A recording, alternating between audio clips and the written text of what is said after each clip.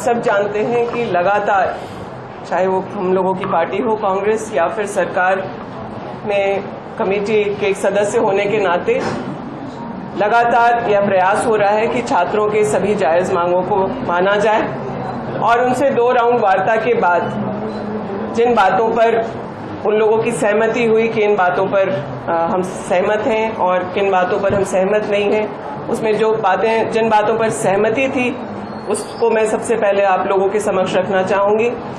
जांच के विषय में जिन बातों पर सहमति थी कि जो जेपीएससी के एग्ज़ाम हुए हैं या टीडीपीएल के द्वारा जितने भी एग्ज़ाम्स आयोजित किए गए, जेपीएससी 14वीं और बैकलॉग जो जेपीएससी का है उसको रद्द करने की बात हुई। जांच के दायरे में जेएसएससी, सीजीएल और टीडीपीएल के द्वारा आयोजित सभी परीक्षाओं की जांच की बात हुई। टीडीपीएल के द्वारा जो परीक्षा कराए गए हैं उसका जांच राज्य सरकार की एजेंसी सीआईडी, और हम लोगों ने यहाँ तक कहा कि अगर किसी केंद्रीय एजेंसी को लेकर के बात करनी है तो हम लोग ईडी को उसके बारे में लिखा जाएगा और आग्रह किया जाएगा, क्योंकि फाइनेंशियल मिस एप्रोप्रिएशन है तो ईडी का भी इन्वॉल्वमेंट हो। जेएसएससी, सीजीएल के बारे में छात्रों की चिंता थी और वो आप सबको पता है कि सुप्रीम कोर्ट के दिशा निर्देश के बाद उसकी जो है रिजल्ट्स घोषित किए गए,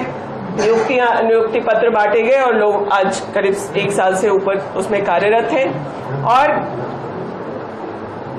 क्योंकि कोर्ट उसमें इन्वॉल्व था तो राज्य सरकार इस बदली हुई परिस्थिति में क्या कैसे करेगी, इसलिए हम लोगों ने बच्चों से यह आग्रह किया कि सीआईडी की जांच की पूरी मॉनिटरिंग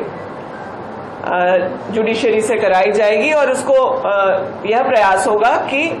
समयबद्ध जो कमिटमेंट है 90 डेज में उन जांचों को पूर्ण करके, चाहे वो सीआईडी जेपीएससी के बारे में या टीडीपीएल के द्वारा आयोजित एग्जाम्स हो, चाहे जेएसएससी सीजीएल के एग्जाम्स हो, उसमें 90 दिन में और फास्ट ट्रैक कोर्ट का प्रोविजन करके हम लोग उस पर छात्रों को न्याय दिलाने का काम करेंगे। रिफॉर्म्स आप जानते हैं सबसे बड़ा मुद्दा वो बच्चे जो लेकर के बैठे हैं वो रिफॉर्म्स को लेकर के था, और ये सिर्फ झारखंड की समस्या नहीं, आज पूरे देश में देश की आवश्यकता है कि बदले हुए परिस्थिति में समय के अनुसार हम लोग मेजर रिफॉर्म्स लाएं, परीक्षा के तौर तरीकों में बदलाव हो ताकि किसी भी तरह के पेपर लीक या किसी मैनिपुलेशन की बातें ना हो।